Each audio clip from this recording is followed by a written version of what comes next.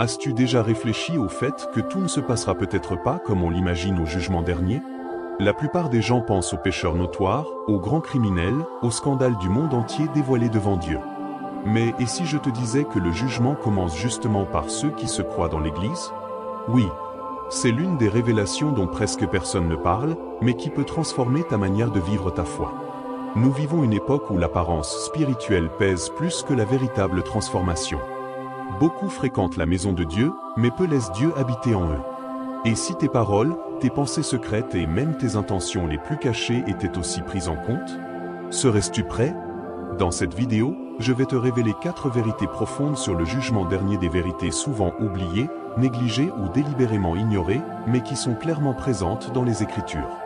Nous allons parler du livre de vie, des opportunités qui glissent entre nos doigts, et de cette responsabilité spirituelle que nous prétendons parfois ne pas avoir. Si tu pensais que le salut consistait seulement en une prière faite sur le coup de l'émotion, prépare-toi. Ce que tu vas entendre peut secouer ta zone de confort, mais aussi ouvrir la porte d'une véritable conversion.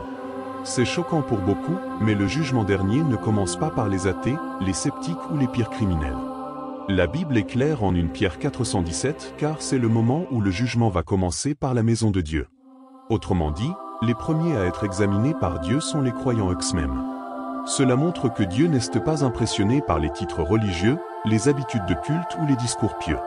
Ce qu'il cherche, c'est une foi sincère, une obéissance concrète et un cœur entièrement soumis. Alors, ce que nous présentons à Dieu est-il réel ou juste une façade? Jésus l'a dit sans détour, beaucoup diront Seigneur, Seigneur, mais ne seront pas reconnus par lui. Pourquoi? Parce qu'ils ont vécu leur foi comme on joue un rôle sans vie, sans passion, sans transformation. C'est comme aller à l'église sans jamais laisser Dieu entrer dans son âme. Le jugement commence chez les croyants parce que c'est parmi ceux qui disent je suis à Christ que l'hypocrisie religieuse aime se cacher.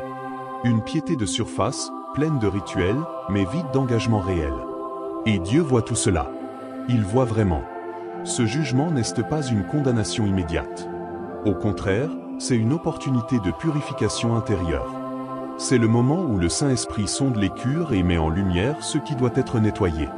C'est comme passer par le feu pour séparer l'or des impuretés. Comme le dit Paul en 1 Corinthiens 3, les œuvres de chacun seront éprouvées par le feu. Ce qui a été fait avec pureté restera. Ce qui a été fait pour briller tombera. Bâtir des cathédrales ne sert à rien si ton cœur est loin de Dieu. Et voici un point sérieux, le jugement ne révèle pas seulement les péchés, mais aussi les intentions. Ce n'est pas seulement le j'ai mal agi, mais le pourquoi ai-je fait cela. Tu as peut-être chanté, prêché, dirigé un groupe, mais si tout cela venait de la vanité ou du désir de reconnaissance, le feu le révélera. La maison de Dieu doit être un lieu de vérité, pas une scène de performance religieuse. C'est pourquoi ce jour-là, beaucoup de visages connus tomberont les premiers, tandis que des personnes simples, qui ont prié en silence et été fidèles dans l'ombre, seront élevées. Cette vérité est aussi un avertissement sur la responsabilité spirituelle. Ceux qui connaissent la parole portent une responsabilité plus grande devant Dieu. On ne peut pas vivre une foi paresseuse en pensant que croire suffit. Dieu appelle à une conversion authentique, à une vie marquée par la foi et l'obéissance. Non pas parfaite, mais sincère. Et cette sincérité se manifeste au quotidien, dans les petits gestes, les décisions secrètes, les pensées invisibles mais visibles de Dieu. Tu connais cette phrase à grand pouvoir, grande responsabilité. Dans la foi, c'est pareil. Si tu as reçu des révélations, des dons, la parole, l'enseignement, alors tu fais partie de ceux qui seront jugés en premier. Et ce n'est pas une menace. C'est un appel à la maturité. C'est le Père qui dit prépare-toi, mon enfant. Je t'aime. Mais je t'évalue aussi. Le jugement de la maison de Dieu est un appel à vivre de manière authentique. À faire correspondre les paroles et les actes. À quitter la surface pour plonger en profondeur. Et cela nous mène à une autre réflexion. Si même les croyants seront jugés ainsi, imagine ce que Dieu prendra encore en compte. Quelles autres zones, au-delà du comportement public et de l'engagement religieux, seront analysées par lui? La réponse est peut-être dans nos pensées et nos paroles, quand nous croyons que personne ne regarde. Certaines personnes s'inquiètent seulement de ce qu'elles font, mais oublient que Dieu regarde aussi ce qu'elles pensent. Et même plus, il entend ce qui n'est jamais dit. Jésus a dit dans Matthieu 1236 que toute parole inutile sera prise en compte. Oui. Même cette plaisanterie cruelle, ce commentaire empoisonné dans le groupe familial ou cette plainte chuchotée dans la voiture. Si la bouche parle de l'abondance du cœur, alors le jugement des paroles est aussi le jugement de l'âme. Dieu ne se contente Pas de regarder l'extérieur, il écoute aussi les murmures. Mais ce ne sont pas seulement les paroles agressives qui comptent. Parfois, le silence aussi parle. Le silence face à l'injustice, l'omission face à une vérité qu'il fallait dire, ou encore l'absence d'encouragement pour celui qui avait besoin d'une parole de vie. Tout cela sera mis en lumière. Hébreux 412 nous rappelle que la parole de Dieu est vivante, efficace, et qu'elle pénètre jusqu'aux pensées et intentions du cœur. Autrement dit, Dieu ne juge pas seulement ce que nous faisons ou disons, mais aussi pourquoi nous le faisons. Imagine un tribunal où non seulement tes actes, mais aussi tes pensées les plus cachées sont exposées. Inconfortable, n'est-ce pas? Mais c'est bien à ce niveau de précision que Dieu juge. Cette pensée d'orgueil, cette jalousie bien camouflée, ce désir de vengeance jamais exécuté, tout cela compte. La bonne nouvelle, c'est que Dieu est juste. Il voit l'ensemble du contexte. Mais il ne se laisse pas duper par les déguisements religieux ou émotionnels. C'est sans doute pour cela que David priait: sonde-moi, ô Dieu, et connais mon cœur. Car il savait qu'il ne suffisait pas de nettoyer l'extérieur tout en laissant l'intérieur dans le désordre. Et voici un conseil pratique avant de vouloir corriger tes paroles. Commence par filtrer tes pensées. Lis un proverbe chaque jour pendant un mois et observe les changements dans ton esprit. Quand le cœur est transformé, la bouche suit. C'est comme une source. Si l'eau est impure à l'origine, inutile de nettoyer le verre. Beaucoup de chrétiens croient encore que le péché est toujours visible. Mais le jugement éternel révélera que les pensées impures et les paroles destructrices ne brisent pas seulement des murs, elles brisent des destins. Et cela inclut les ragots déguisés en demande de prière, les jugements camouflés en préoccupation ou l'orgueil masqué en opinion sincère. Rien de tout cela n'échappe à Dieu. Tout sera éprouvé par le feu. Et tout a un poids éternel. Cela nous donne une responsabilité immense. Veiller non seulement à ce que nous disons, mais à ce que nous nourrissons en nous. Les paroles et les pensées forment les décisions. Les décisions forment les habitudes. Les habitudes forment le caractère. Et le caractère détermine notre destinée éternelle. Voilà pourquoi le repentir ne consiste pas seulement à changer de comportement, mais aussi à renouveler l'esprit. Comme Paul le dit dans Romains 12. Et ce renouvellement se produit quand on laisse le Saint-Esprit accéder aux pièces sombre de notre âme. Tu t'es déjà demandé si mes pensées étaient projetées sur un écran? Aurais-je honte? Car au jugement dernier, tout sera révélé non pas pour punir, mais pour montrer la vérité. Et la vérité, aussi douloureuse soit-elle, libère. La vraie question est: es-tu prêt à laisser Dieu te purifier de l'intérieur?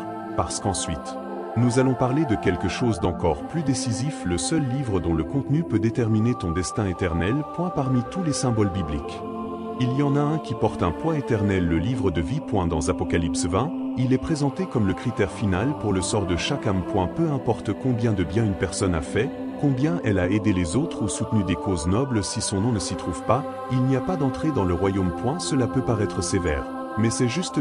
Car le salut n'a jamais été fondé sur la performance, mais sur une véritable conversion. La porte est étroite, et la clé s'appelle foi vivante, accompagnée d'obéissance. Cela ne signifie pas que les bonnes œuvres sont sans valeur. Au contraire, elles comptent beaucoup. Mais elles sont la conséquence de la foi, non le billet d'entrée. Le nom inscrit dans le livre de vie est la marque de celui qui s'est repenti, a été pardonné par Christ et a vécu sous son autorité. C'est comme une inscription dans le royaume. Et plus encore, ce nom doit y rester. Cela exige de la fidélité, pas la perfection. Jésus a parlé du danger que certains noms soit effacé.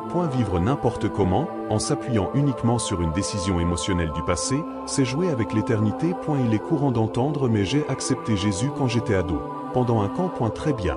Mais qu'est-ce qui s'est passé après? Ta vie a-t-elle été transformée? As-tu connu une purification intérieure? Tes pensées et tes paroles ont-elles été soumises au Saint-Esprit? Car le nom inscrit dans ce livre sacré n'est pas le sceau de ceux qui ont simplement parlé, mais de ceux qui ont été régénérés. Et la conversion véritable ne se cache pas, elle transforme les priorités, les valeurs, les choix. Le livre de vie est la réponse à une question que beaucoup évitent. As-tu l'assurance de ton salut, en ces temps de religiosité superficielle et d'hypocrisie spirituelle? Cette question devient urgente. Être membre d'une église ne suffit pas si ton nom n'est pas écrit dans le ciel. Être reconnu parmi les hommes n'est rien si tu n'es pas reconnu par Dieu. Le ciel est pour ceux qui ont été marqués par la grâce, pas par la célébrité. Et cela nous pousse à reconsidérer ce que nous recherchons vraiment. Tu veux un signe concret de ceux dont le nom est inscrit dans le livre de vie? Observe leur attitude face au péché. Celui qui est sauvé ne peut rester à l'aise dans l'erreur. Il peut tomber, oui, mais il se relève. Il pleure, se repent, revient. Il ne vit pas dans l'excuse permanente. De plus, il y a en lui un amour croissant pour Jésus, pour la parole, pour la maison de Dieu, ce n'est pas une obligation religieuse, mais une soif réelle de communion. C'est un fruit qui ne ment pas. Et c'est sur la base de ces fruits que Dieu reconnaît les siens. Une autre chose qu'il faut rappeler, il n'y a pas d'accès au livre de vie après la mort. La décision se prend maintenant. Tant qu'il y a du souffle, il y a de l'espoir. Mais une fois la porte fermée, comme dans la parabole des noces, le temps de la grâce est terminé. Et alors vient la sentence. C'est pourquoi Apocalypse 215 décrit les conséquences pour ceux dont le nom n'a pas été trouvé. Il n'y aura pas d'appel, pas de second procès, pas de recommencement. Le moment, c'est aujourd'hui. Voilà pourquoi cette révélation est si sérieuse. Et si tu trouves tout cela trop lourd, respire. Le but n'est pas d'effrayer, mais de réveiller à la responsabilité. La bonne nouvelle, c'est que Dieu veut écrire ton nom dans ce livre et le garder. Il ne souhaite la perte de personne. Mais chacun doit faire un choix personnel, conscient et constant.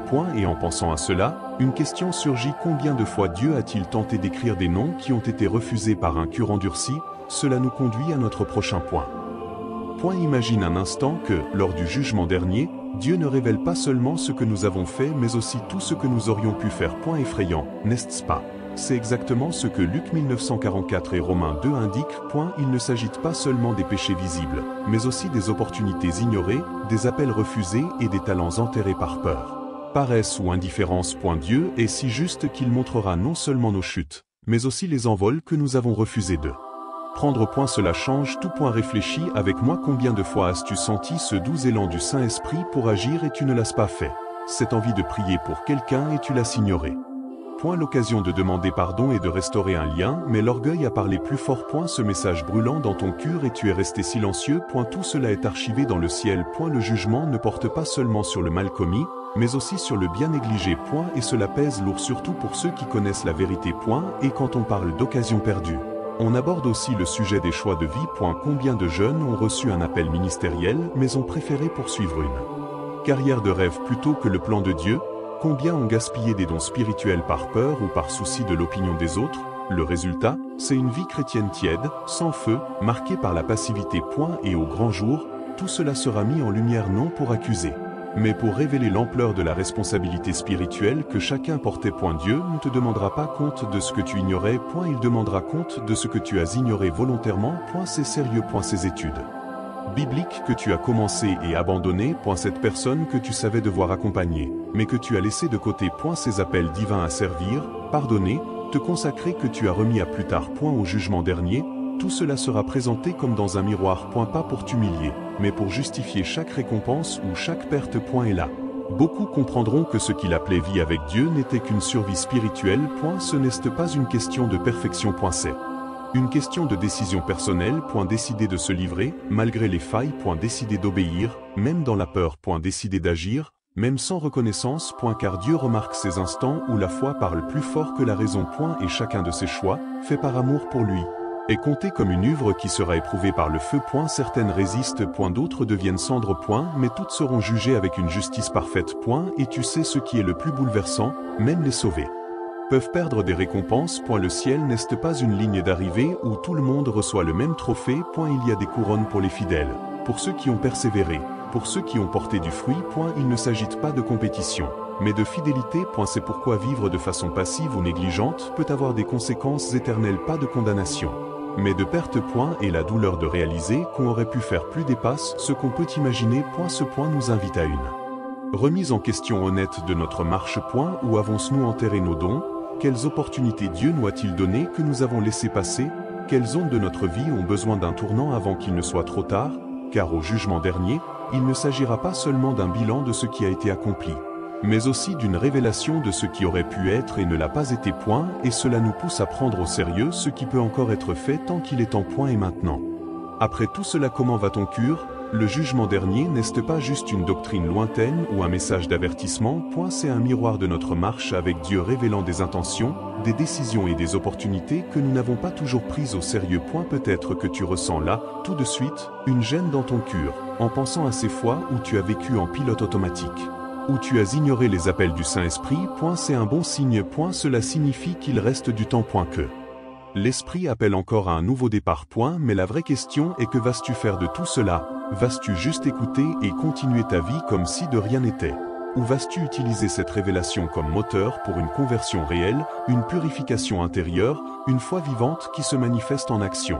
Car ce qui est en jeu ici, ce n'est pas ta réputation, mais ton salut. Ce n'est pas l'apparence. C'est l'éternité. Le livre de vie est encore en train d'être écrit. Et tu peux choisir comment ton histoire se termine. Alors pose-toi sincèrement la question: tes œuvres résisteraient-elles au feu? Tes pensées seraient-elles les bienvenues au ciel? Tes paroles construisant-elles ou détruisant-elles? Vis-tu avec l'urgence de celui qui comprend que foi et obéissance marchent main dans la main? Ces questions ne peuvent être ignorées. Elles exigent une réponse. Et cette réponse doit venir de toi, pas d'un pasteur, pas de l'Église, pas des parents. C'est une décision personnelle, intransférable. Si ce message a parlé à ton cœur, laisse Dieu agir. Permets-lui d'examiner ton intérieur, de révéler ce qui doit être transformé et de te conduire vers une nouvelle marche. Profite de ce moment. Profite de cette opportunité. Car ce qui semble n'être qu'une vidéo peut littéralement être un tournant dans ta vie éternelle. Et si tu veux continuer à recevoir des contenus profonds qui te défient spirituellement et t'aident à grandir dans la foi, abonne-toi à cette chaîne dès maintenant et active les notifications. De puissantes révélations arrivent. Et tu ne veux pas les manquer.